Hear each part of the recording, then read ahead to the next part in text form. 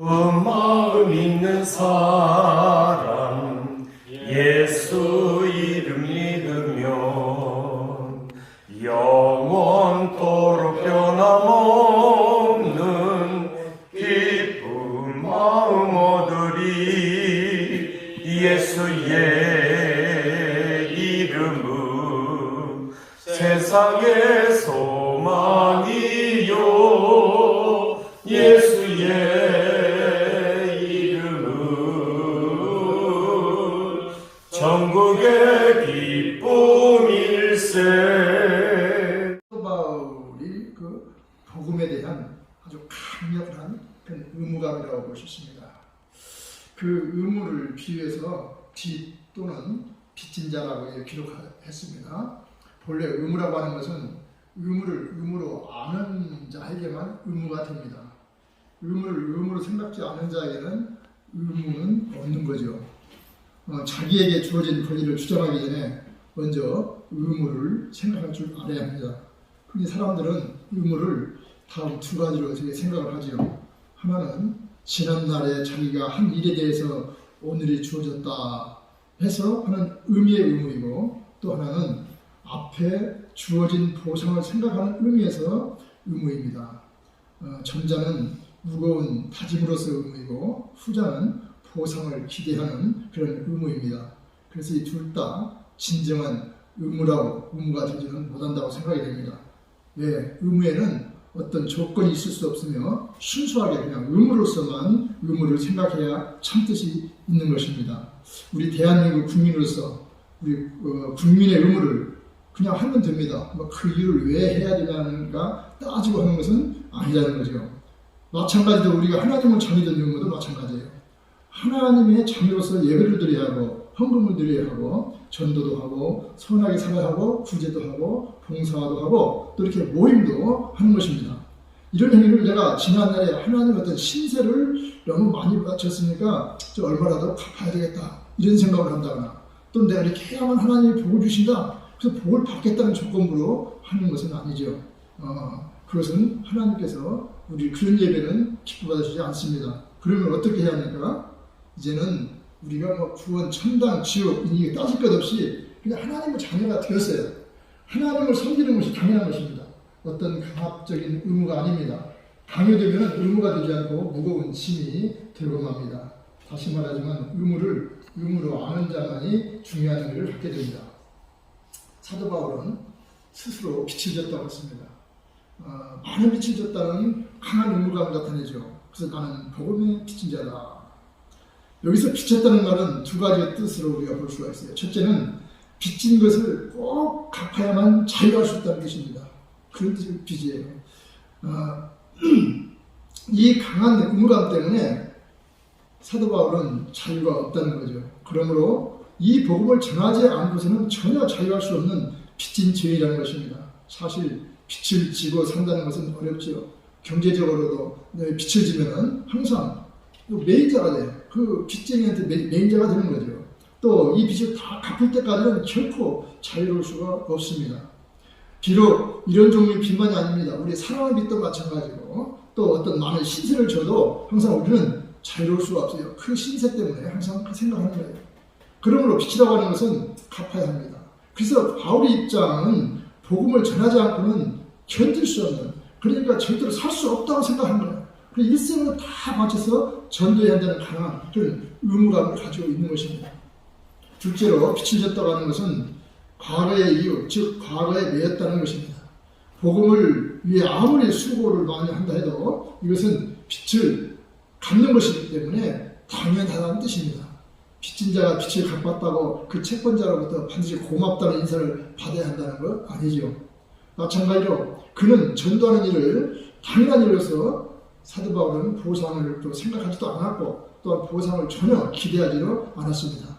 그래서 전도함으로 상을 받고, 전도함으로 의인이 되고, 전도함으로 복을 받는다고 생각하지 않았어요. 당연히 해야 할 일을 했을 것 뿐이다, 이런 태도였어요. 이것이 바로 사도 바울이 내가 빚진 자라고 하는 알아야 될 이유인 것입니다. 그러므로 그리스도인의 선행이라고 하는 것은 결코 공로가 되지 못함을 우리는 알아야 돼요. 예수 믿는 사람이 전도하는 것은 당연하고 전도했다고 어떤 보상을 기대하는 마음은 없어야 합니다. 일생을 다 기울여서 전도하고 마지막에 순교까지 당한다 할지라도 그것이 결코 하나님 앞에 그리 큰 의의가 되지는 않다 이 말이죠. 당연히 갚을 것 빛을 갚아서 뿐이고 해야 할 일을 했을 뿐입니다. 이러한 자세가 우리 크리스찬에게는 중요하다 하는 말입니다.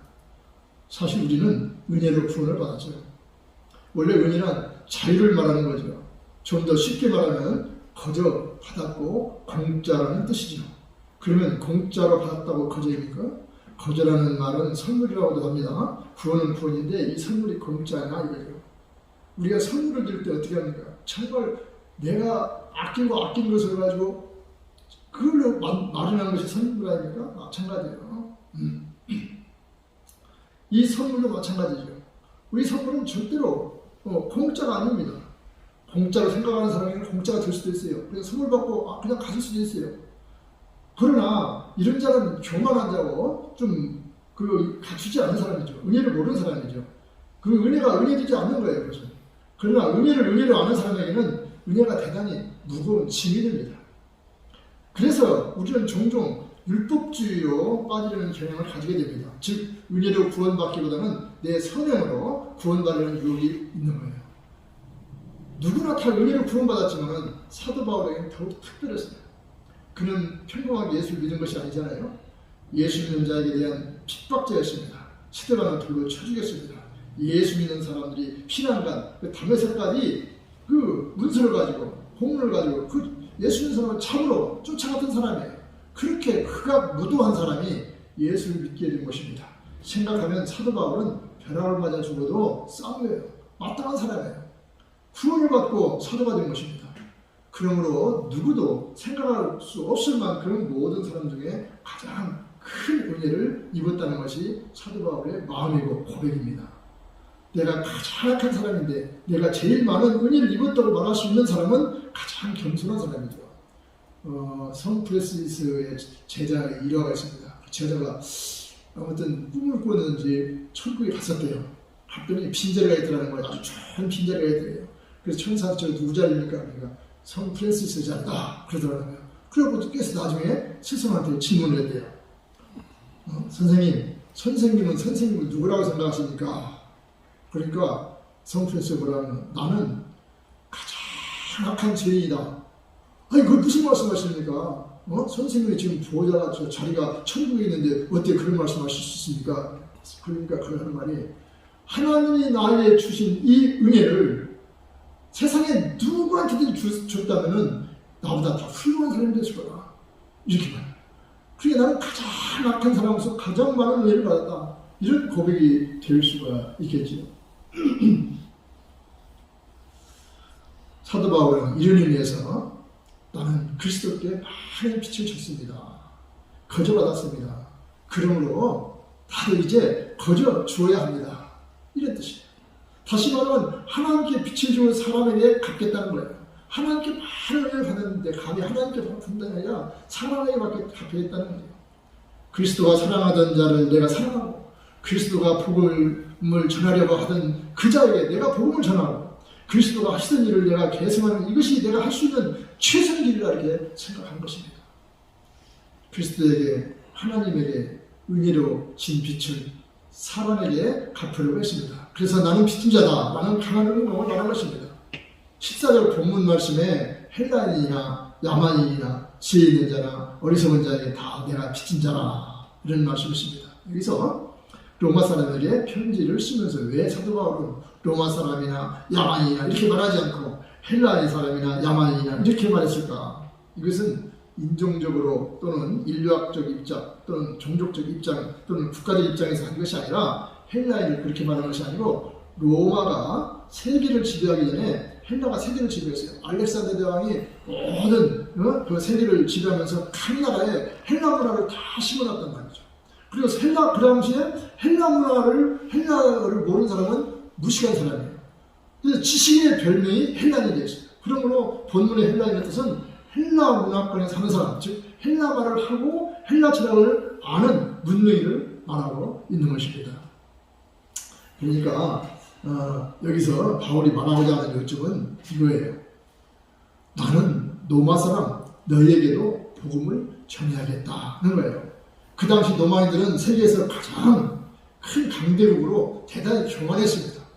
교만한 너희들에게 내가 복음을 전하겠다라고 만약에 말한다면은 직선적으로 이렇게 말하면은 그들이 뭐라고 하겠습니까? 아니 감히 대로마 제국 우리에게 우리 속국인 바울 네가 건방지게 무슨 말을 하고 있는 거야? 이렇게 오히려 저항감을 주고 무시할 수도 있어요. 그래서 로마는 문화적인 그런 우월성을 자랑하는 그때입니다. 정치적으로나 경제적으로나 문화적으로 항상 위에 있다고 이렇게 생각했기 때문에 모든 것이 즉 신앙적으로도 자기들이 위에 있다고 이렇게 생각한 그때였어요. 그러나 바울은 복음을 전해야 하고 또 받아야 하는 입장에서 1등 국민이 따로 있는 것이 아니다라는 말을 하고 싶었어요. 그래서 복음 앞에서는 다 일반인으로 다 같이 겸손해야 한다는 말을 하고 싶었기 때문에 그래서 그는 이 말을 그렇게 직선적으로 표현하지 않고 헬라인에게나 야만인에게나 다 내게 빚을 졌다. 그래서 로마 사람인 너에게도 복음을 전하려고 한다. 정말 얼마나 지혜로운 말입니까? 로마인이 하지 않고 헬라인이냐, 지식 있는 자나 지식이 없는 자나 모두에게 이 구절을 14절을 다시 풀이해서 보면은 지성인이나 야만인이나 지식인이나 미개인이냐 혹은 지혜 있는 자나 어리석은 자나 유식한 자나 무식한 자나 이런 말이 됩니다. 결론적으로 로마 너희들도 마찬가지로 다 모든 사람에게 나는 빚을 졌다 하는 뜻이죠. 그래서 로마 사람들에게 구원의 보편성과 절대성을 인정하라는 것입니다. 즉 특권이 없다는 말이죠. 주인이건 노예이건 자유인이건 상관이 없습니다. 복음 앞에서는 누구나 다 평등하고 다 같이 예수로 구원하는 것이다 이 말입니다. 바울은 이 사실을 말하고자 이방인의 사도로서 당연히 복음을 로마 사람에게 전해야겠다는 의무를 말씀하고 있는 것입니다. 우리도 전도할 때 사람을 가리지 말아야 되겠죠. 다 그렇게 할 줄 압니다. 반대하는 자나 무식한 자나 지식인이나 남자나 여자나 부자거나 가난하거나 지고하를 가릴 것 없습니다. 하나님의 형상, 즉 속사람을 보고 전도하는 것이므로 유형적인 것에 상관할 수가 없습니다. 바울처럼 헬라인이나 야만이나 다 빚진 자라는 태도에 하는 것입니다. 그래서 오늘 본문 내용을 세 가지로 요약한다면 누구에게나 복음은 반드시 전해야 한다 하는 뜻이고 또 누구에게나 빚을 졌기에 이 빚을 꼭 갚아야 한다 하는 뜻이고 또 아무 보상 없이 당연한 일로서 복음의 빚을 갚아야 한다 이런 의미인 것입니다. 여러분 우리는 어떤 자리입니까? 저는 이 말씀을 생각할 때 참 한번 생각해 돌이켜봤어요. 우리 화목회 여러분과 나가 어떤 사람입니까? 실은 대한민국 국민으로서 빚진 자예요. 대한민국 국민으로서 또 그 중에서 특별히 육사인으로서 빚진 자들입니다. 선발되고 택하고 얼마나 혜택을 받았습니까? 또 영적으로는 예수 그리스도로 말미암아 구원을 받아서 하나님의 자녀가 된 것도 엄청나게 큰 은혜인데 누구라도 바꿀 수 없는 은혜인데 특별히 목회자의 사명을 받은 자들로서 빚진 자들입니다. 이를 우리는 명심해야 돼요. 저는 우리 창일교회를 항상 볼 때마다 참 이 사명을 잘 감당하는 오늘 후임자 선택하는 것들 보세요. 정말 얼마나 아름답습니까?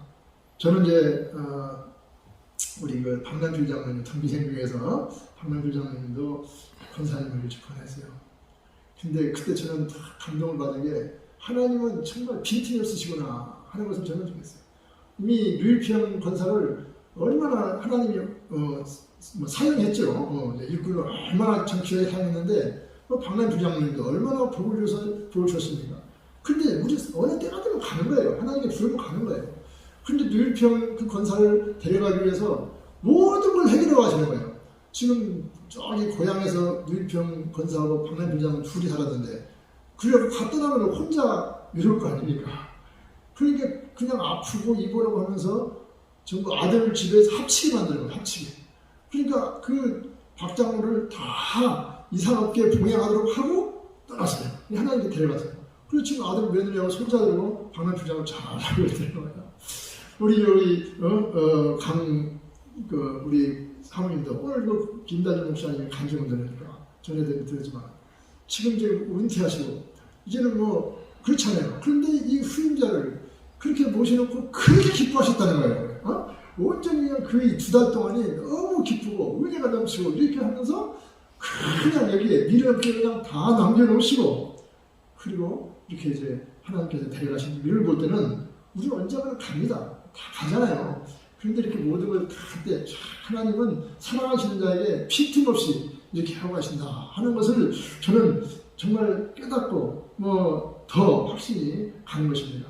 그래서 이제는 우리는 어떻게 살아야 되느냐? 이제부터는 바울처럼 나는 빚진 자라는 강력한 의무감을 가지고 마태복음 28장 전 이 말씀 좋아요. 28장 19절 20절 그러므로 너희는 가서 모든 민족을 제자로 삼아 아버지와 아들과 성령의 이름으로 세례를 베풀고 내가 너희에게 분부한 모든 것을 가르쳐 지키게 하라. 둘째라 내가 세상 끝날까지 너희와 항상 함께 있으리라 하신 이 주님의 지상명령을 우리는 충실하게 실천하는 우리 한목회 가족 여러분이 다 되시기를 주님의 이름으로 축원합니다. 각각 기도하겠습니다. 아버지 하나님 감사합니다. 오늘도 이렇게 하나님의 그 섭리로 한목회 청년교회에서 한목회를 모이게 해주심을 감사드립니다. 세상적으로 볼 때는 지금 슬픔에 빠져서 원망하고 원통하고 화탈에 빠지지만 하나님의 자녀로서 어떠한 상황에서도 하나님께 전적으로 의지하고 그저 하나님을 의지함으로 하나님을 찬양하고 하나님을 기뻐하고 하나님께 영광 돌리는 우리의 삶을 우리가 체험하며 또 우리와 함께하며 또 같이 하는 것을 볼 때 주님 감사드립니다. 항상 우리의 이 마음, 이 모습을 변하지 않게 해주시고 항상 기뻐하고 쉬지 않고 기도하며 범사에 감사하는 삶을 사는 우리 화목회 모두가 다 되게 하여 주시옵소서. 특별히 창렬교회를 더욱 하나님께서 함께해 주셔서 번성하고 빛이 되게 해주시고 이 지역에 많은 영혼들을 구원하고 아니 땅끝까지 저 지구촌에 이르기까지 복음을 증거하는 창렬교회가 되게 하여 주시옵소서. 예수님의 이름으로 기도드리옵나이다. 아멘. 사랑하는 아버지 하나님, 저희들은 정말 빚진 자입니다. 우리 주님의 사랑을 너무 많이 받았고 끝내 그 구원에 우리는 빚진 자가 되었습니다.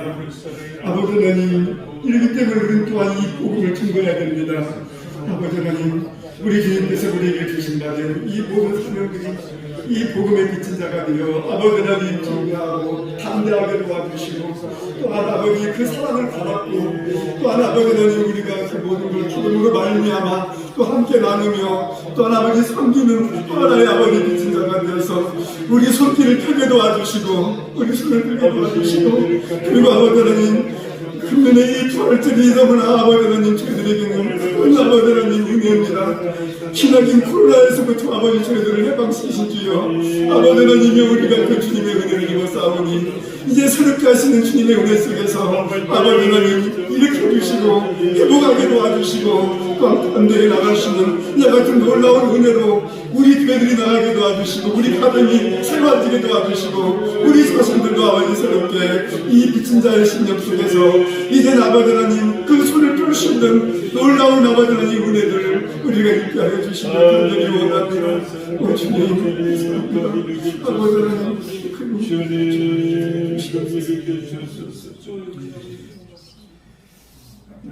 이제는 만주의 주시여 우리의 생명의 주님이시여 역사를 주관하시는 우리 주 예수 그리스도의 무한하신 은혜와 하나님 아버지의 지극하신 사랑과 성령님의 강화 감동하심과 충만하심과 위로하심과 교통하심 복음의 빚진 자의 심령을 가지고 큰 선교와 민족 복음화와 세계 선교를 위해서 헌신을 하지만 사랑하는 그 화목회원 모든 회원들과 그 섬기는 가족과 그 교회 위에 그리고 슬픔을 당한 이 상황에서도 주여 주께서 명하신 일을 감당하기 위하여 이 모임을 이렇게 초청하여 축원하는 이 청일교회 위에 지금부터 영원까지 함께하여 주시옵기를 간절히 축원하옵나이다. 아멘.